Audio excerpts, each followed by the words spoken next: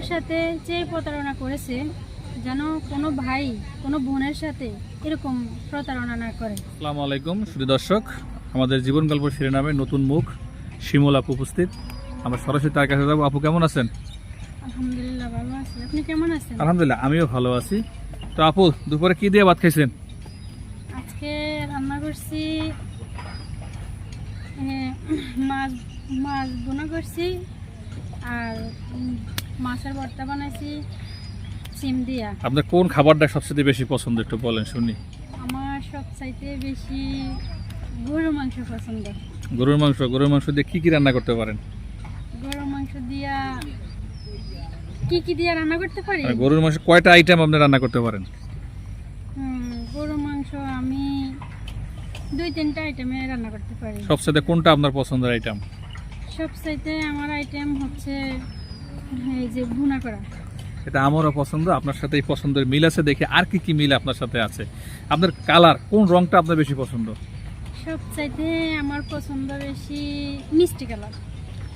মিষ্টি কালার? হ্যাঁ। কালার তো পেলাম, মিষ্টি খেতে কি ভালো লাগে? জি, আমার মিষ্টি খেতে ভালো লাগে। আসলে আপনার কণ্ঠটা অনেক মিষ্টি, আপনার হাসিটাও অনেক মিষ্টি, আপনার চেহারাটা অনেক মিষ্টি, কিন্তু আপনার আসলে পছন্দ আপনার মিষ্টি। আপনাকে আসলে খুবই ভালো লাগছে এই মুহূর্তে ক্যামেরার সামনে।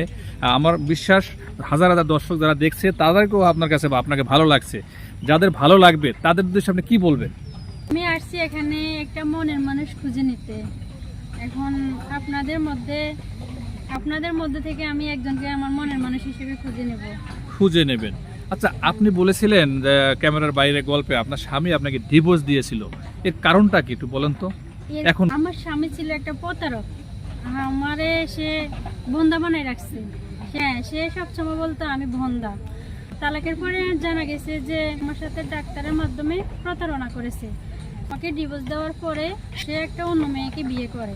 হ্যাঁ, তখন আমার পরিবারের সন্দেহ হয়, মেডিকেল টেস্ট করাই পরে জানতে পারছি যে আমার সাথে ষড়যন্ত্র করা হয়েছে। আমার এরকম কোনো দোষ নেই। দর্শক, আমাদের বাংলাদেশে এরকম অনেক ঘটনাই ঘটে। এই বোনটির সাথে সেরকম একটি ঘটনা ঘটছে। ক্ষমা সুন্দর দৃষ্টিতে দেখবেন, আমরা তার অনেক সিক্রেট কথা বলে ফেলেছি। যদি কোনো ভাইয়ের ভালো লাগে, স্ক্রিনে যে নাম্বারটি আছে এটি চ্যানেল কর্তৃপক্ষের নাম্বার। এই নাম্বারে আপনার স্ক্রিনশট দিয়ে তার ছবিটি পাঠাবেন এবং আপনার মন্তব্য এখানে জানাবেন ভয়েস করে, আমরা আপনার সাথে যোগাযোগ করে নিব।